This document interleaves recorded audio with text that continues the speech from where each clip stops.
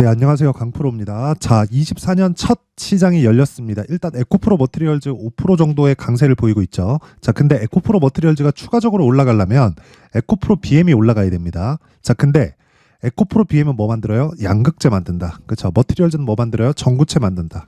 자, 그럼 양극재 만들려면 뭐가 필요해요? 전구체가 필요하다. 여기서 더 하나 필요한 게 뭐예요? 리튬입니다. 그렇죠? 자, 그러면 양극재 업체들이 맨 앞단에서 고객들을 상대를 합니다. 자, 그러면 우리가 여기서 한 가지 생각해 봐야 되죠. 에코프로 BM이 쌀까요, 비쌀까요? 미래 가치를 대비하면 지금 쌉니다. 근데 지금 현재 실적 대비해서 보면 주가는 비싸요. 그런데 여기서 한 가지를 더 생각하셔야 될 게 주식 시장에서 주식이 올라가는 건 무조건 비싼 주식이 더 올라갑니다. 그렇죠? 자, 오늘 이 첫날 장을 보니까 올해도 작년만큼 녹록지 않아질 거다. 그리고 뭐 금리 인하에 대한 부분, 이런 부분이 올해 예정되어 있죠. 뭐 한 3월에서 4월 정도가 뭐 미국 시장에서 금리 인하 시작점이 될 걸로 일단 예정치가 잡혀 있는데, 그 부분에 대해서도 지금 시장이 선반영을 하고 있습니다. 지금 시장이 한국 시장은 그렇게 썩 좋은 움직임을 보이고 있지는 못하지만 미증시는 굉장히 좋은 상황이 벌어지고 있죠. 그것만큼 무슨 이야기가 되냐면 주식 시장은 종목 포함해서 모두 다 선반영을 한다는 겁니다.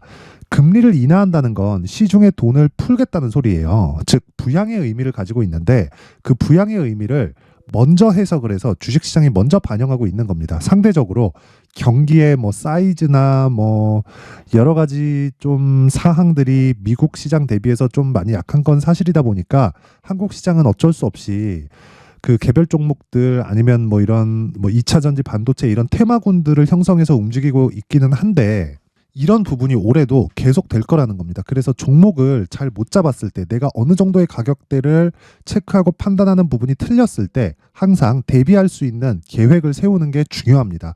그리고 에코프로 머티리얼즈 그리고 에코프로 BM 같은 경우에도 마찬가지예요. 그래서 상승 쪽에 대한 대비가 아니라 하락 쪽에 대한 대비도 해놔야 된다. 그 대비가 주식을 사지 말아라, 늦게 사라, 이런 부분이 아니라 내가 냉정하게 봐야 된다는 겁니다. 즉 위쪽만 볼 게 아니라 아래쪽도 함께 보자는 거예요. 자, 보세요. 그러면 에코프로 BM이 지금 쌀까요, 비쌀까요? 비싸다 그랬죠. 근데 미래 가치를 대비하면 쌉니다. 왜? 양극재는 앞으로 쇼티지가 될 수밖에 없으니까요.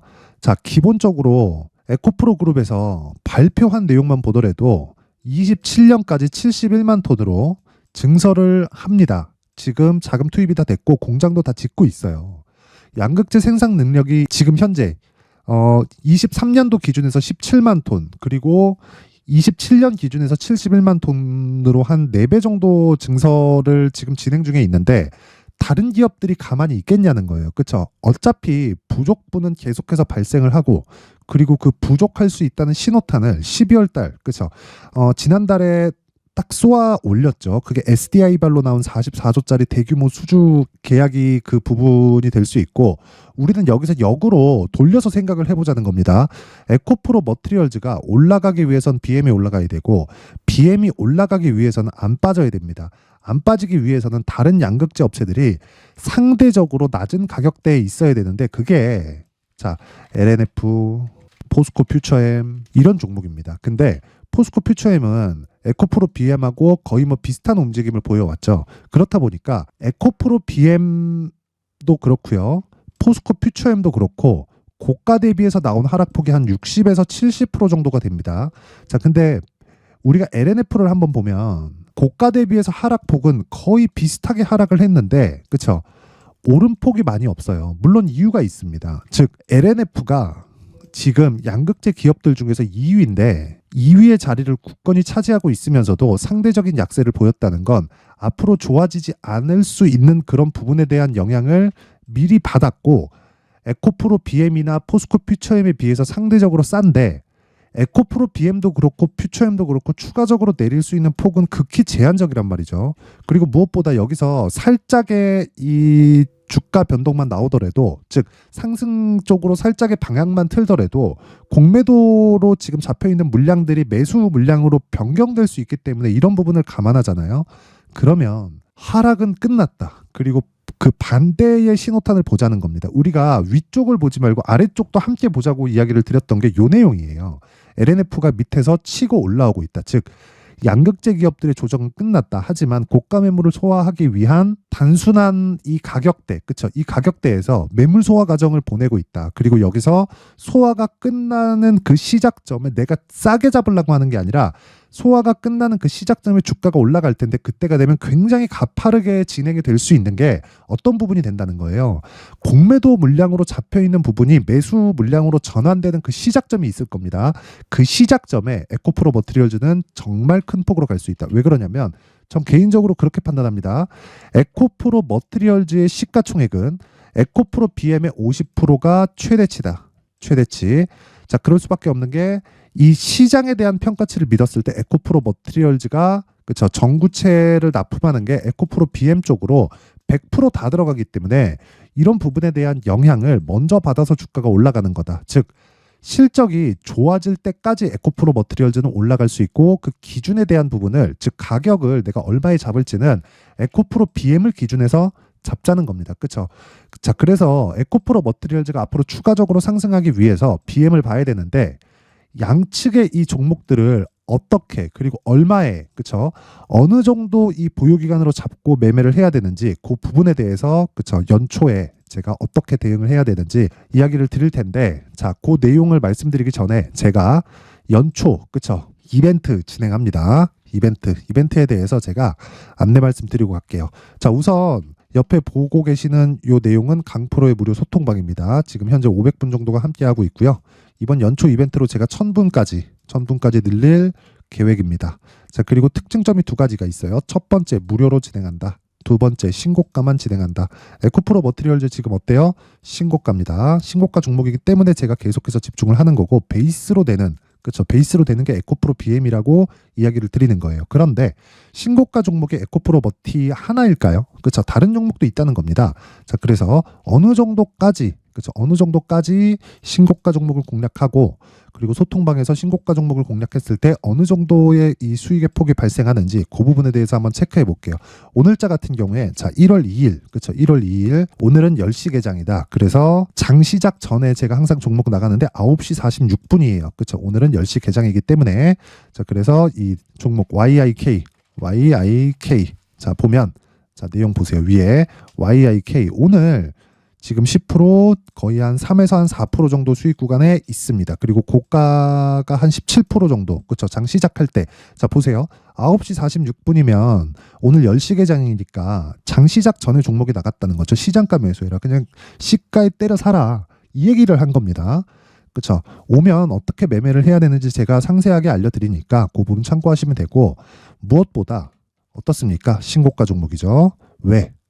신고가 종목이 시장의 주도주가 되는 것일까? 물론 YIK보다 엑시콘이 오늘 더 강한 움직임을 보이고 있는데 기본적으로 반도체 종목들이 전체적으로 신고가를 달리고 있고 그리고 이 구간에서 내가 철저하게 매매를 하고 있다는 걸 확인해 보실 수가 있습니다. 그렇죠? 이것뿐이냐? 자, 올려서 보면 그래요. 12월 28일 그렇죠?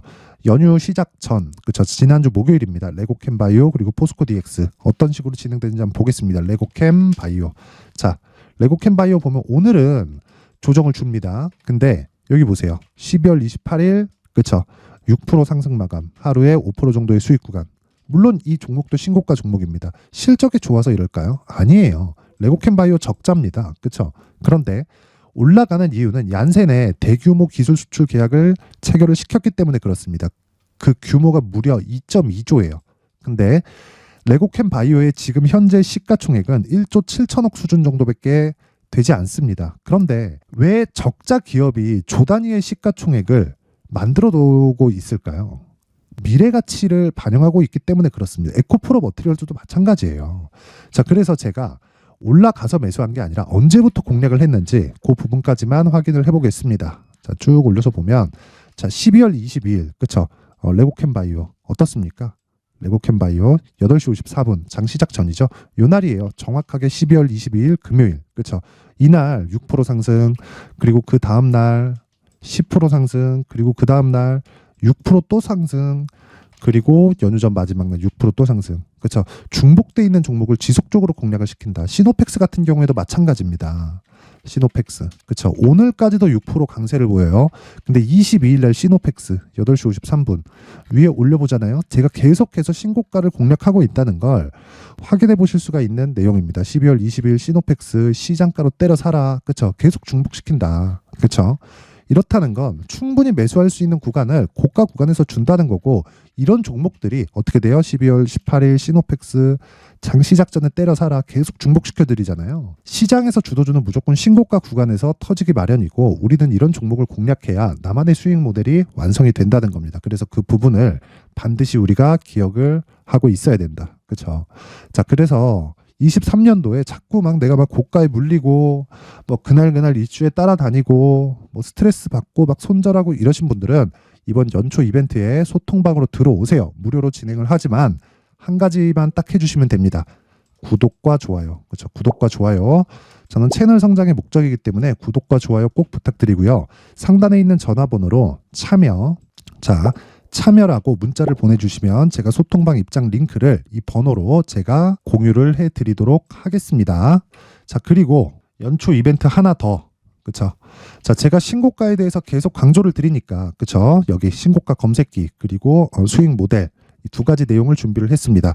신고가 검색기로 종목을 찾고, 그리고 여기서 나오는 종목을 내가 계좌에 녹이는 과정에서 어떻게 대응을 해야 되고, 어떤 식으로 이 매매 전략을 받아가야 될지, 그쵸?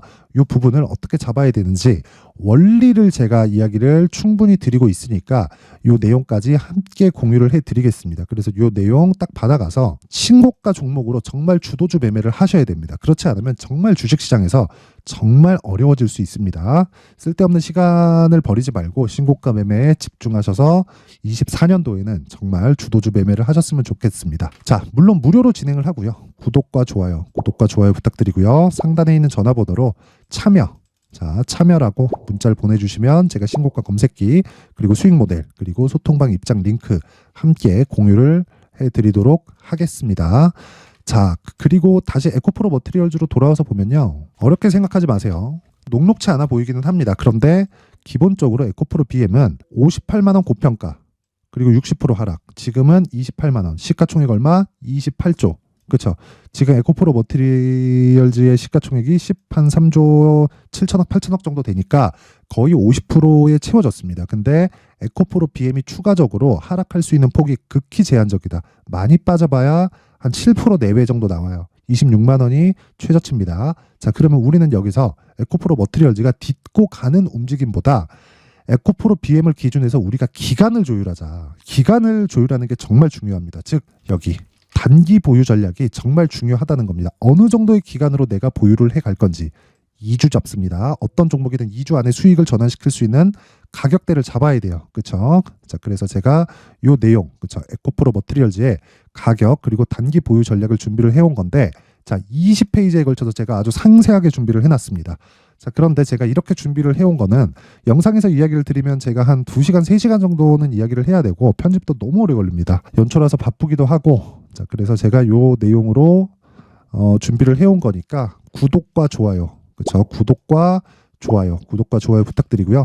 상단에 있는 전화번호로 머티라고 문자를 보내주시면 제가 에코프로 머티리얼즈의 가격, 그리고 2주 안에 어떤 식으로 내가 매매를 진행해야 되는지 단기 보유 전략을 공유를 해드리도록 하겠습니다. 자, 항상 시청해 주셔서 감사드리고요. 그리고 무엇보다 제가 신고가에 대해서 계속 강조를 드렸기 때문에, 그렇죠? 올해 1월달, 2월달 정말 중요합니다. 금리 인하 전에 무조건 수익을 놔야 돼요. 그래서 1월달, 2월달 중에 제가 12월달부터 강조를 드렸었던 반도체 관련주들, 그리고 신고가 종목 중에서 그 주도주가 어떤 종목이 될 건지 그 내용에 대해서 제가 내용 준비를 해놨으니까 영상 끝까지 시청하셔서요, 성공 투자하셨으면 좋겠고요. 24년도에는 모두 대박 나셨으면 좋겠습니다. 자, 제가 항상 신고가 종목에 대해서 강조를 드립니다. 자, 신고가 종목에 대해서 강조를 드리는 건 크게 시세가 발생하는 대시세 종목은 모두 신고가 구간을 거쳐서 발생하기 때문에 그렇습니다. 시장은요, 좋을 때도 있고 나쁠 때도 있어요. 그런데 대시세 종목은요, 시장이 좋든 나쁘든 그 숫자의 차이가 있을 뿐이고요, 매년 발생을 합니다. 올해 같은 경우에도 마찬가지예요. 23년이죠. 1월부터 로봇, AI, 시세를 크게 발생을 시켰는데 이미 22년도 중반 후반에 신고가를 달성을 하고 매물 소화 과정을 거친 이후에 시세가 발생을 했습니다. 2월 달부터 2차 전지의 강세가 있었죠. 그런데 22년도에 이미 에코프로 같은 경우에는 신고가를 달성한 이후가 됐고요. 대장주가 강한 움직임을 보이다 보니까 그리고 나서 에코프로 BM 그리고 관련된 종목들이 강하게 시세를 내는 시작점이 만들어졌습니다.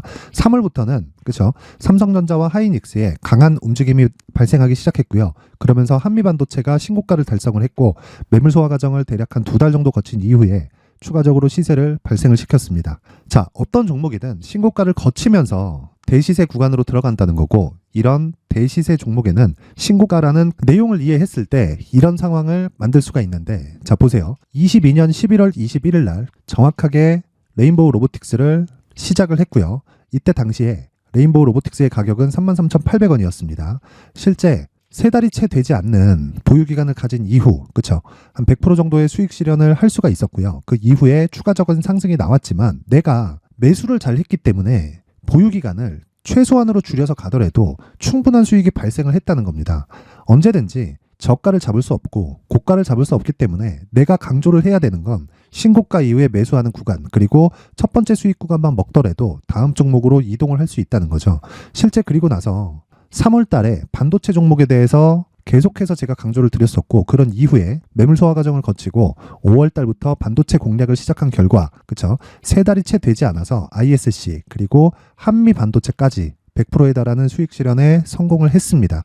그래서 계속해서 강조를 드리는 거예요. 시장은요, 좋을 때도 있고 나쁠 때도 있어요. 그런데 대시세 종목은 숫자의 차이가 있을 뿐이고요. 매년 발생을 한다는 거고 분기별로 나오게 됩니다. 물론 이런 종목을 모두 다 잡을 수는 없지만 지금 같은 경우에는요, 두 가지 내용으로 구분이 가능합니다. 첫 번째, AI 반도체 쪽으로 들어가야 되고요. 그리고 또 한 가지, 내년 4월에 있을 총선 테마가 지금부터 준비되어 있어야 된다는 거죠. 물론 이 두 종목 모두 신고가 종목에 있는 종목을 공략해야 되기 때문에 신고가 구간에서 매매를 해야 된다는 건 어떤 상황에서든 불변의 진리라고 보시면 됩니다. 자, 그래서 제가 AI 반도체 관련된 종목들은 강프로의 소통방에서 같이 공개를 하도록 하겠고요. 4월 달에 있을 총선을 대비한 대시세 종목은요. 이렇게 준비를 해왔습니다. 자, 내용을 한번 보시면 그쵸? 큰 폭의 하락을 거친 이후에 장기간 횡보 구간을 거쳤고 그리고 최근에 들어서 신고가를 만들어냈죠. 이후에 추가적으로 상승이 나오는 구간을 만들기 위해서 눌림목 구간에 있는 그런 상황이고요. 지금은 매집 구간에 있다고 보시면 됩니다. 자, 장기간 매집이 중요한가, 단기간 매집이 중요한가 이런 부분에 대해서는 모두 무시하셔도 되고 무엇보다 신고가를 갔다는 것 자체 그리고 변하지 않는 총선 스케줄을 본다면요. 지금부터 내용을 준비를 하셔야 되고 매집 구간으로 계속해서 삼고 있어야 됩니다. 자, 지금부터 물량을 잘 모아 가시면 정말 크게 수익은 낼 수 있는 매매를 할 수 있다라고 이야기를 드릴 수 있기 때문에 이 종목이 어떤 종목인지 잘 받아가서 결과적으로 큰 수익을 볼 수 있는 이런 매매를 해보고 싶어 하시는 분들이 계시면요. 구독과 좋아요 부탁드리고요. 그리고 상단에 제 전화번호 확인해서 대시세라고 문자 보내주시면 되고요. 대시세라고 문자 보내주시는 분들에 한해서만 제가 어렵게 찾아놓은 이 종목을 모든 분들에게 다 공유를 해드리도록 하겠습니다. 내년 총선은 바뀌지 않은 스케줄이기 때문에 이 종목 꼭 받아가서 모든 분들이 큰 수익 내셨으면 좋겠습니다.